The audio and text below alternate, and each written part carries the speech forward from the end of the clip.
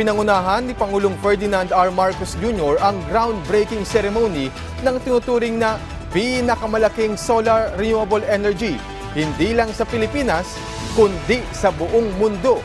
Matatagpuan yan sa Nueva Ecija, kung saan inaasahang tutugon sa lumalaking pangailangan ng bansa sa enerhiya habang nagsulong din ng sustainable at clean energy.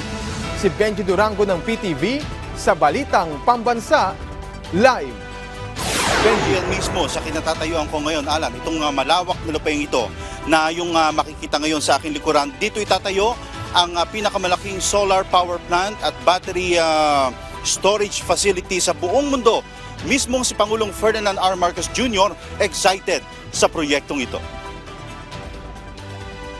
Tumatawid sa dalawang probinsya ang 3,500 hectares ng lupa mula Nueva Ecija hanggang Bulacan. Tatawagin itong M-Terra Solar. Ngayong araw, ginawa ang groundbreaking nito na dinaluhan naman ni Pangulong Ferdinand Marcos Jr. In full swing na ang 200 million peso project ng Meralco Power Gen Corporation at ang Terra Solar Philippines Incorporated. Naayon nito sa kagustuhan ng Pangulo sa pagpapaunlad ng renewable energy sa bansa. Hahatiin sa dalawang phase ang proyekto. February 2026, bubuksan ang 2,400 megawatt solar farm at karagdagan pang 1,000 megawatt sa February 2027. Kapag nakumpleto, kaya nitong mag-generate ng 3,500 megawatts mula sa 5 milyong panels nito. Katumbas ito ng 2.4 million households o 67% ng NCR. Ayon kay MGen President and CEO Emmanuel Rubio, dahil bababa ang power generation cost, posible rin na bumaba ang singilang Meralco sa kanyang customers.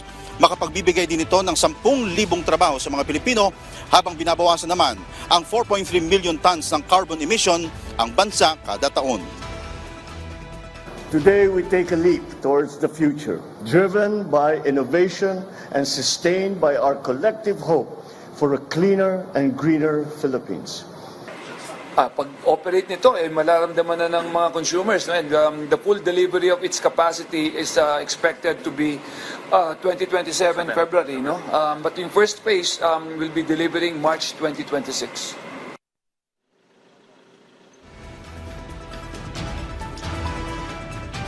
Alan, ng proyektong ito ay ang maglalagay sa Pilipinas sa listahan ng mga bansang nangunguna sa green energy generation.